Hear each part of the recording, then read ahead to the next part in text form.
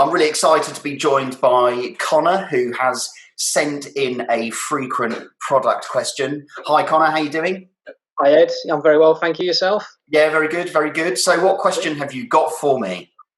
So the question I had for you, Ed, was what is the difference between a target and an outcome?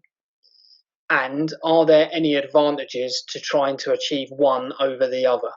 Oh, that's good. Okay, well, let's start with the first one. So targets and outcomes. I think this is really common. Lots of people who move to a more agile way of working and certainly a more product mindset like the idea of going towards an outcome. So what made you first think of this? Why did you come up with that question to begin with? Is there anything going on that sort of led you towards that?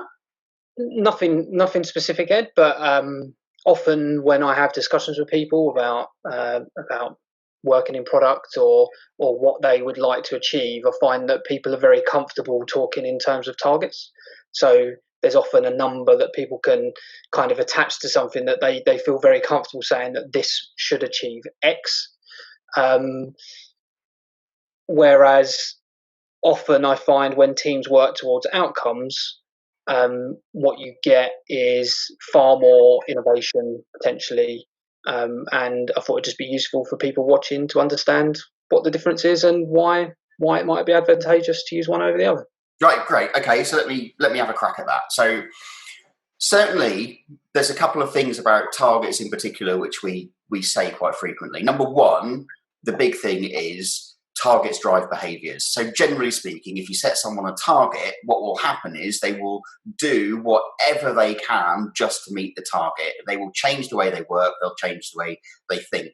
And I guess one of the easiest ways of thinking about that is thinking about, for example, if you're late for a bus or for a train or something similar, if you're late to meet your target of getting on the train, then you will change your behavior. You'll drive more erratically. You'll run to the bus stop or whatever it is. So you will probably still meet that target, but you will change your behavior to meet the target. Whereas if you've got an outcome, well, the outcome, if you think about it, is subtly different. The outcome isn't to get the train. The outcome is to get to the place which is the destination that the train goes to. So as soon as you start thinking about an outcome, what you can then do is you can think about a whole variety of things that you might want to do in order to help you meet that, which is actually you can start to think about, well, do I need to take a train or a bus at all? Could I drive or could I walk or could I do something else? So I think we see it quite a lot in businesses that have a kind of a traditional way of thinking about getting stuff done or getting a project delivered in particular, which is they'll go, we've got a project, we're probably not really absolutely sure what the reason is that we're doing this project to begin with, right? I mean, it does so happen that people forget that between the time that someone came up with it and the time that you start that project, and they'll go, we will know when this project is done because we have met a certain target. We've got, for example, let's make something up, 100 new users, right? But actually, the difficulty you've got then is people are so driven towards the target, and usually people are incentivized financially for meeting a target as well in lots of businesses. They'll just do whatever they need to do to get there, and it might actually end up being the wrong thing for the customer. Whereas actually you could say you have an outcome if you want to grow your audience or you want to grow your user or customer base. And then what you could do is say, well, the outcome is we want to grow the customer base. What are all the things that we could do to get there? And that really plays into what tech product is about, which is really trying to come up with ideas, really just trying to experiment to see what are the things that you could try in order to grow that customer base. So I guess that's the kind of difference between an outcome and a target. One drives behaviors, and in my experience, the other one drives innovation and sort of just more thought, really, and experimentation about how you might achieve a goal or an outcome one way or the other. So that's kind of like my answer to the first part of your question. What was the second part of your question?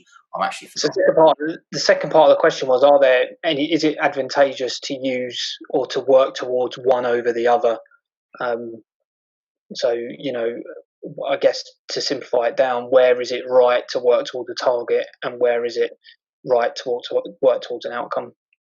I think, it's another really good question, but I think it's right to work towards a target if you've got a very simple kind of project or deliverable that you've got to try and get to do. So, for example, Let's imagine that you've got a typical traditional project. Let's imagine that this is getting everyone in your team a new MacBook, right? For example, what you can do is you can set a target of, when everyone's got a new MacBook, we're done.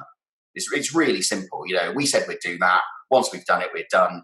That's great. It doesn't really need a lot of sort of inventiveness or creativity. It's just a thing that has to happen, and having a target around it, like let's get it done by the end of the week, or whatever it is really, really straightforward. So I think what targets tend to do is targets don't lead you towards being creative. So if you had an outcome of saying, let's make sure that everybody in the team's got the right kit to do the job, what you would then do is be able to say, well, what actually is the right thing to do?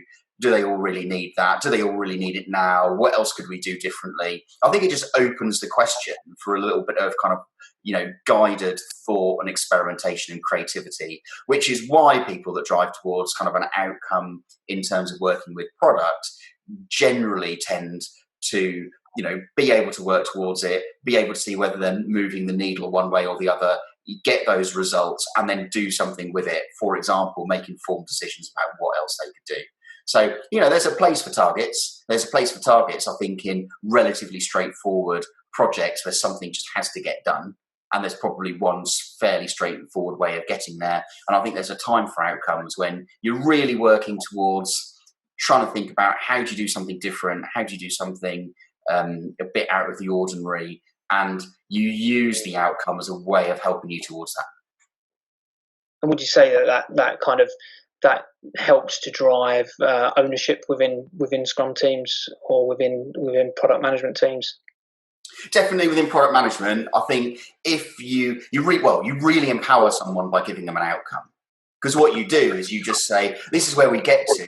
There's probably a load of problems that you've got to solve in order from getting here to getting there. Really what you need to do is to create a backlog of experiments that you can work through in order to get there. So why don't you then prioritize those experiments, give them a try, see which one moves the needle. If they do move the needle in a positive way, keep going. If they move the needle in a negative way, then stop it and do something else. And if it's on the fence, well, you can have a bit of a conversation about it. But all of that information then just provides you with feedback then to get going. Again, with a target, if you meet the target, you've done the job, right? So you can just stop. And one of the big things about working in product is it doesn't stop. You learn from what you do and you keep going because actually, you are finding stuff out the whole time, which is great because how does anyone really know what your users or your customers want? Well, actually, you don't until you start getting that feedback from them, which is why digital product's great. It allows you to do that quickly. Perfect. Great. Thanks very much. Yeah, thanks very much. Great. Thanks, Connor. Thanks for coming and asking a question.